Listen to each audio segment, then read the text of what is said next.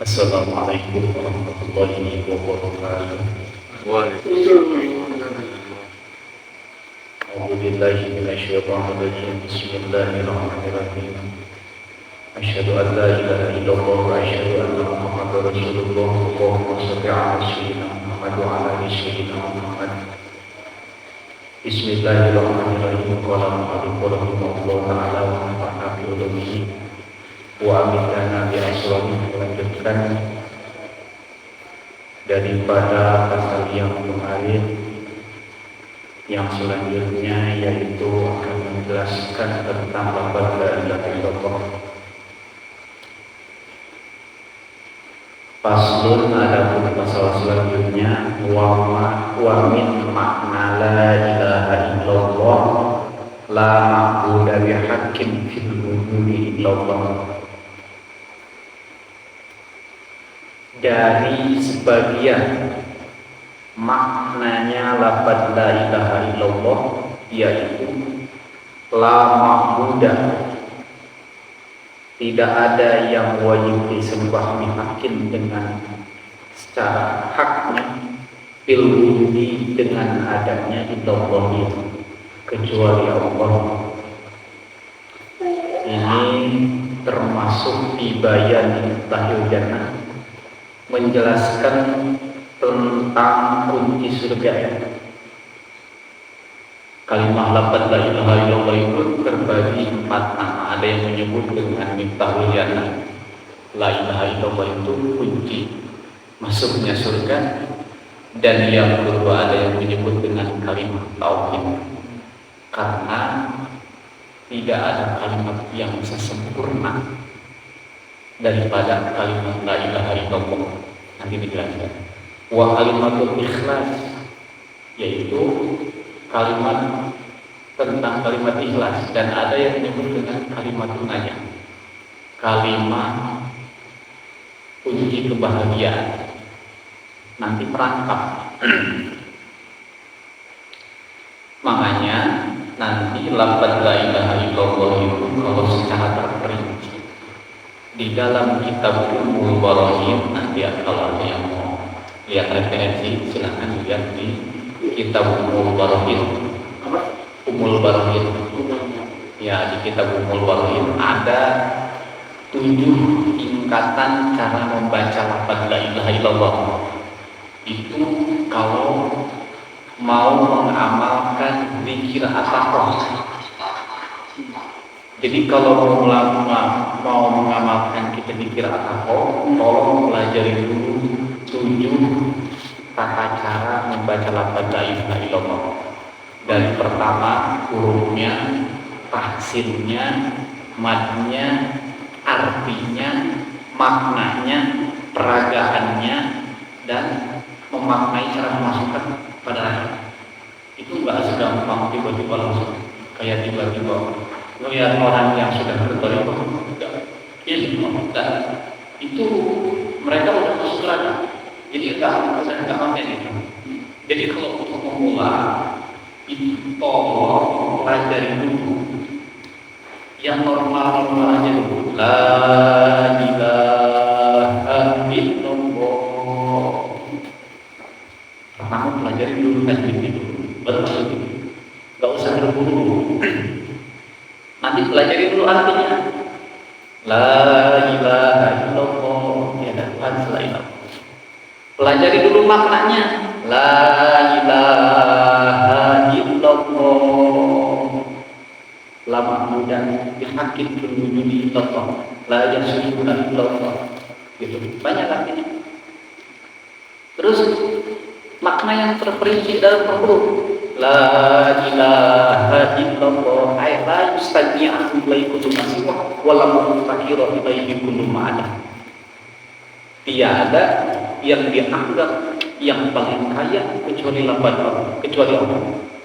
Ilaihi kullu ma siwa, kepada Allah kullu ma siwa, ada selainnya. Wa ilaihi mufakkira kullu ma ada, dan hanya kepada Allah semua merasa butuh. Wa ilaihi mau takkiran ilaihi kullu ma ada. Jadi Allah bisa dianggap ketika butuh kecuali lafaz Allah. Gitu. Gimana sih rinciannya? Karena la yustagniya, hakikat definisi daripada kaya, daripada kaya benar itu tidak, catatannya tidak merasa butuh dan tidak butuh kepada yang lain. Gitu ya maksudnya. Kaya itu bukan bergelimang-gelimang, pakai sampah, pakai sembilan, tapi yang merasa cukup dan tidak butuh sama orang lain. Definisi kaya itu yang kombinasi jumlah kelawan dana berdiri di atas kaki sendiri. Semakin kita nggak terlalu banyak merepotkan orang lain dan meminta bantuan orang lain, itu baru kaya. Nggak butuh sama yang lain. Semakin kita banyak butuhnya, semakin kita banyak merepotin orang, semakin fakir, bukan semakin kaya. Orang banyak karyawannya, banyak yang bantuinnya, nyuci dibantuin, berangkat disupirin, jalan dikawalin. Itu bukan kaya. Justru definisi fakir, butuh sama yang lain. Makanya hakikatnya kaya itu layu sedemikian aku wilayah rumah siswa, walau takira wilayah rumah. Yang bisa dianggap yang paling kaya dan yang paling banyak ketika butuh itu Allah, karena dia mendominasi wahdaniyah, satu dan yang nggak pernah butuh sama orang lain dan beda daripada yang lain. Yang malu, kita malu sebagai makhluk sosial, butuh sama yang lain, beda sama kepada Allah. Makanya kan ini nyambung kalimat tauhid sama kalimat aja, kunci kesuksesan. Kunci kesuksesan itu mandiri. Nggak terlalu banyak minjem modal, minjem saham pribadi. Modal pribadi, inisiatif itu sendiri. Itu semakin kita banyak musyawarah, bekerja sama-sama orang lain, itu definisi manusia. Itu semakin kita bekerja sama orang lain. Nah itu. Nanti di makna. Terus nanti ada bab yang selanjutnya itu di pikiran apa itu? Gerakan dasar. Minimal itu 4 jalur. La ilaha apa? Ada yang dari bawah ke atas, kanan kiri. Tapi yang paling dasar itu 2 dulu. La ilaha illallah, la ilaha illallah. Begitu dilolong, balik ke kanan. Itu yang paling dasar. Nanti ada gerakan kanan kiri atas bawah. Itu udah masuk ke dalam. Minimal menikmati dulu, menghayati dulu. Karena semakin tinggi itu udah nggak pakai lafaz la ilaha illallah. Ada yang cuma pakai hurufnya doang. Itu kan hati. Tapi itu udah di hati. Karena tadi yang tadi saya bilang, untuk memasukkan ke dalam hati kita perlu mengkaji makna sama arti kata. Mulai dari arti kata, makna sama makna yang tersirat. La ilaha illallah, itu berjalan sepenuhnya. Itu semakin melekat, semakin melekat. Gitu. Terus nanti kalau udah selanjutnya itu udah makna hakikat kan. Udah mulai mengkaji dari bahasa, rasa, sama gerakan seluruh tubuh. Itu udah merasakan hakikatnya Allah. Udah bisa merasakan apa rasanya iman seluruhnya. Makanya ada hadis di kitab Tajihul Qaul, man qala la ilaha illallah, siapa yang membaca lafaz la ilaha illallah dengan sungguh-sungguh dalam hati, merasakan itu sampai bergoyang ke aras. Itu yang bacanya kayak gitu. Kalau kita lama pikir la ilaha illallah, pikiran kemana-mana itu lain cerita. Ini khusus orang-orang yang berkhususan, orang udah khusyuk membaca lafaz la ilaha illallah sampai bergoyang di aras itu. Ini yang sudah menjalankan zikir at-takut sama zikir thariqah. Itu prakteknya di situ. Di thariqah ininya apa maksudnya? Kalau baru-baru yang belajar dulu baru ada. Makanya mendasar dulu. Jadi kalau mau makanya di kitab Ummul Barahin itu di kitab Tauhid, la ilaha illallah itu disimpan di bab terakhir. di bab terakhir itu ada 7 tingkatan baca lafaz la ilaha illallah sebelum mengamalkan at-taqwa. Apa itu at-taqwa? At-taqwa itu ikut minanar. Kita harus pernah mengalami membaca lafaz la ilaha illallah seumur hidup sekali. Mau itu at-taqwa subuh, mau itu at-taqwa kubro. At-taqwa subuh itu membaca lafaz la ilaha illallah minimal batasannya 70.000 kali. 70.000 kali. Itu syaratnya. Makanya sebelum kata itu, kalau mau ada kaji dulu lah la ilaha illallahnya. Ya itu ada di bab sebelumnya. Jadi nggak tiba-tiba langsung kita ijazah atau apa. Ntar sayang. Lebih utama kalau menjalankan satu ilmu dengan tuntas dulu. Nah barulah itu disebut man qala la ilaha illallah dakhala jannah. Kalau misalkan dibebaskan dari api neraka itu mau masuk mana? Yang masuk surga lah. Gitu. Itu adalah kunci baru, itu bisa menjadi kunci. Gitu. Itu kalau apa? Misalkan orang tua nih yang udah meninggal pengen kita atakan, itu misalnya menyuruh si ustaz atau siapa gitu ya, itu bisa gitu ya? Bisa. Dan itu di beberapa daerah ya, di beberapa daerah ada di Maluku 7 sampai 40 itu sambil mengamalkan tidak atau dikhususkan kepada almarhum. Seharusnya yang kata itu yang itu dan sebelum mati gitu. Pak Kotoma itu lagi salah sih gitu. Jadi kalau itu kalau mau itu sebetulnya kita yang sebelum meninggal tahlil itu kita sebelum meninggal. Cuman ada di pembahasan di kategori madhab Imam Syafi'i itu boleh mengamalkan pikiran Allah dikhususkan kepada orang tua kita yang menikah, tapi dengan syarat ya kalau itu kan meminta harus kita dijamu, harus dijamu kamu dibedain kayak kader biasa, karena itu khusus dengan hitungan 70.000. Boleh. Itu katanya ada yang berjamahkan, misalkan di berjamahnya kita ada berapa orang? Iya, di berjamahkan. Jadi kalau 70.000 itu misalkan yang ada 70 orang, satu orang itu 1.000 gitu. Iya. Kalau jadi harus ada jamuan. Tapi kalau misalkan dibagi 2, berarti yang per satu orang itu 2.000 dikir gitu. Barulah gitu. Diisolkan. Jadi ada tata cara khusus. Ada tata cara khusus yang bisa menjelaskan atau perjalanan sesuai dengan nanti ada yang mungkinnya gitu. Karena harus yang tahu. Iya. Kalau misalkan mau mengalami pikir atau itu, saya bilang maaf dulu, jangan yang pikir atau yang baca lafaz la ilaha illallah dakhala jannah itu yang hadis di situ. Tolong pelajari dulu ilmunya gitu. Dan maaf banget yang mau masuk Toriko ini bukan kritik ya, tapi ini syarat diterimanya itu sesuatu harus pakai ilmunya dulu. Makanya kalau misalkan orang mau menjalankan syarat itu, jangan tinggal lah. Contoh, orang mau ngebengkel motor ganti ban aja tetap harus tahu dulu, walaupun kita ngajinya ke bengkel. Apalagi kalau ngaji buat ibadah.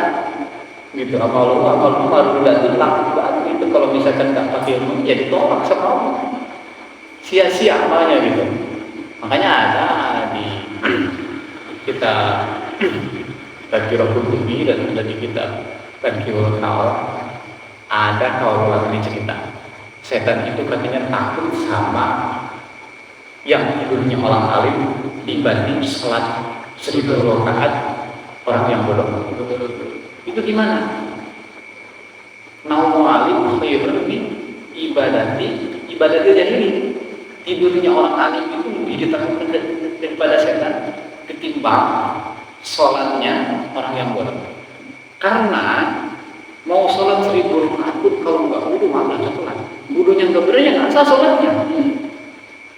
Mau sholatnya 1000 rakaat kalau niatnya nggak benar nggak sah sholatnya. Tapi kalau orang alim tidurnya baca ayat kursi, baca niat dulu mau ibadah gitu kan, kalau tidur siang berarti dia tidurnya niatnya khairullah, ada niatnya terus doa, baca tahu dulu, itu loh. Karena min hamazati syaitan. Ada doanya Rabbi A'udzubika ayat itu A'udzubika Rabbi A'udzubika min hamazati syaitan, A'udzubika Rabbi ayat itu salah satu. Dan niatnya atau doa terhindar daripada diganggu daripada syaitan. Itu tidurnya orang alim. Hanya beda dibalik lagi kalau misalkan orang bodoh, jangan tidurnya, ibadahnya juga nggak diganggu, udah biasa nggak usah diganggu. Orang kalau udah satu setan juga lebih. Makanya setan mengganggunya sama orang yang mau ngaji itu diadangkan dengan berbagai cara, ngantuk lah, males, ntar aja dan minggu depan juga ada. Padahal orang kalau nggak ngalamin nggak pernah ngaji selama 40 hari itu keras hati, potensi jahatnya banyak. Gitu. Kenapa harus terbiasain ngaji? Biar kita kalau bahasa dipandai besi, biasa dipanasin, biasa ditebak, biar bisa dibentuk. Biar jadi dibentuk jadi pisau ya. Tapi kalau orang nggak pernah ditebak, ya belum terbentuk imannya. Kalau orang nggak pernah ngaji belum terbentuk, nanti belum naik kategori iman taklidnya, baru di iman taklid aja terus. Kita terus iman, kita iman kepada Allah, iman saya percaya. Tapi kalau ditanya referensi, ditanya pemahaman nggak tahu, karena belum nyampe ke pemahaman gitu. Gitu. Makanya Imam Suhaimi ini Abdullah Asya bagaimana? Jadi ada huruf lafaz la ilaha illallah itu ada 12 huruf. Ada 12 huruf di kalimat tauhid. Angka 12 itu termasuk sifat 20. Kalau dibikin sedikit atau disederhanakan itu menjadi 12. Sifat itu tidak disebutin kalau menurut Imam Abu Hasan Asy'ari Abu Mansur Al-Maturidi. Kenapa nggak dimasukin sifat itu sifat hal udah sifat mutlak daripada Allah. Jadi nggak usah disebutin karena sifat hal. Wujud itu kalau nggak ada ya nggak ada jadi nggak usah disebutin. Hanya sifat Allah itu dimulai dari kitab bahwa beberapa lewatnya sekian mungkin dan dimulai dari sifat salabiyah ada 5 dan ditambah yang 7 apa? Awalnya kudrat, irodat, ayat sama maksud kalam manawiyah kan? Sifat manawiyah, kudirat itu nggak usah disebutin karena ada sifat kudrat gitu. Padahal itu aja sebetulnya. Makanya cuma ada 12. Makanya 12 huruf ini dimulai dari lafaz la ilaha illallah. La ilaha illallah. La yustaqim huruf masyhur wala mufakkir bihi huruf ada. La nafi istisna. Istisna nafi itu min afrodinilah. Menghilangkan daripada segala bentuk sifat ketuhanan. Min afrodinilah dalam bentuk ketuhanan illallah kecuali Allah itu. Munqati istisnanya munqati dijawab lagi illallah kecuali kepada Allah jadi nggak ada.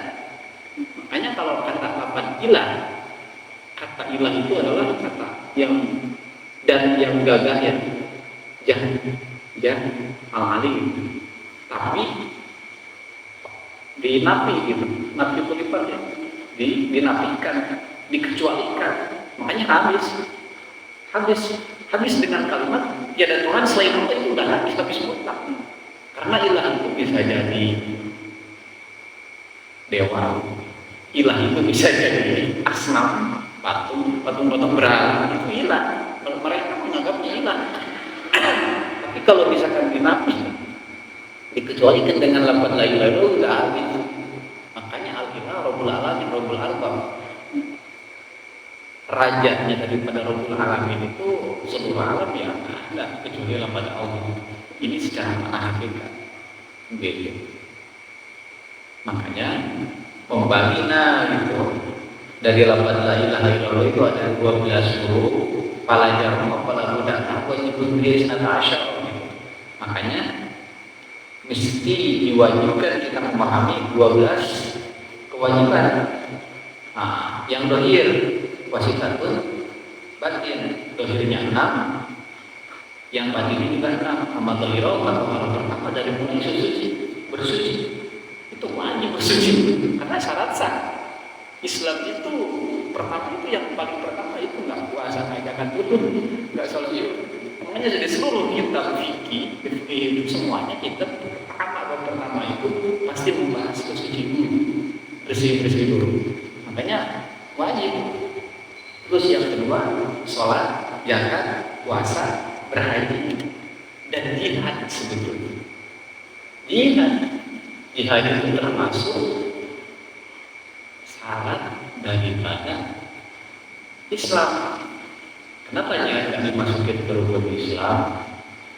Karena jihad itu hanya berlaku nanti kalau ada seruan kerjaan. Tapi kalau ada seruan kerjaan, kita jihadin nafsu melawan diri sendiri.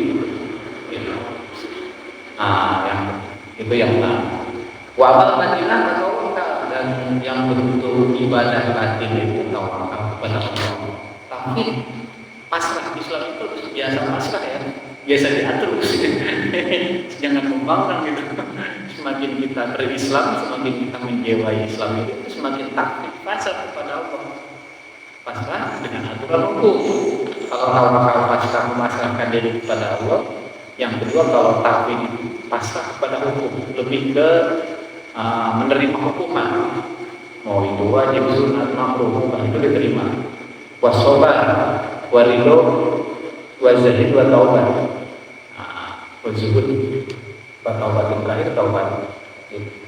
Wal jihad dan adapun jihad itu dibagi dua. Al-qital fisabilillah lihukumatidin. Yang pertama perang menjalankan perang di jalan Allah dengan apa? Mendirikan agama. Ada wajibul asghar, padahal itu sebetulnya menjihad. Jadi yang paling gampang ya, paling bisa menurut pandangan ulama itu jihad itu. Gitu. Adapun jihad yang paling besar, maka jihadul akbar bahwa mujahadatul nafsi, yaitu jihad melawan hawa nafsu kita. Jihad paling besar itu. Jihad yang paling besar itu sebetulnya perang melawan diri sendiri, melawan ego sendiri, melawan hawa sendiri, melawan pikiran-pikiran yang potensi jahat dan potensi negatif dalam diri kita. Gitu. Ketika Allahu Akbar, apa susahnya sih? Simpen dulu kerjaan, simpen dulu handphonenya, barulah ke masjid. Kadang kita masih begitu. Susah ya? Allahu Akbar. Rasanya susah nyimpen apa? Apalagi lagi kerja. Gitu. Dan ada nanti dia ada di kitab itu Fadailul Amal 7 orang yang bakal gampang masuk neraka, gampang masuk surga, yang paling gampang masuk surga. Salah satunya di dalam itu apa lupa lagi. Tukang berjamaah sanajan loba kariwet, tukang berjamaah sanajan loba kariwet. Itu yang masuk surga bila hisabin. Masuk surganya yang tidak ditertarik sama Allah itu orang yang pas begitu panggilan sholat dilepas saja. Allah udah lepas. Allahu Akbar. Udah simpen berangkat ke masjid. Syaratnya berjamaah. Kalau orang berjamaah itu udah menang, wudunya pasti benar, sholatnya pasti benar. Kenapa? Karena berbarengan. Kalau berjamaah itu mau nggak ada imam, nggak ada makmum, dua-duanya juga dianggap sama Allah itu dibaguskan itu karena berjamaahnya. Kalau sholat sendiri kita ditanggung sendiri, ya salah ya benar. Tapi kalau berjamaah kita akan salah dikit ditanggung sama imam yang agak kurangnya itu didobel, dibenteng sama makmum. Itu pula berjamaah tapi ya kurang. Sholatnya wajib, berjamaahnya syiar. Tolong jangan digabungkan antara itu sama agama. Jangan menganggap bahwa masjid itu berjamaah itu sunat, tapi sunat itu apa? Kalau di satu kampung, satu waktu nggak ada orang yang sholat berjamaah, itu dosa semua. Satu kampung, perlu ya, mohon maaf, di masjid harus ada yang berjamaah. Kita mau sholat di rumah aja nggak apa-apa. Laki-laki itu di masjid, bukan di rumah. Laki-laki itu di masjid. Dan kalau di rumah, kalau di rumah semuanya, nggak ada orang yang berjamaah di masjid, itu dosa satu kampung dalam satu kampung. Jadi jangan pernah menambah enteng. Kalau di rumah soleha. Itu. Jadi kalau misalnya satu kampung minimal ya harus ada perwakilan.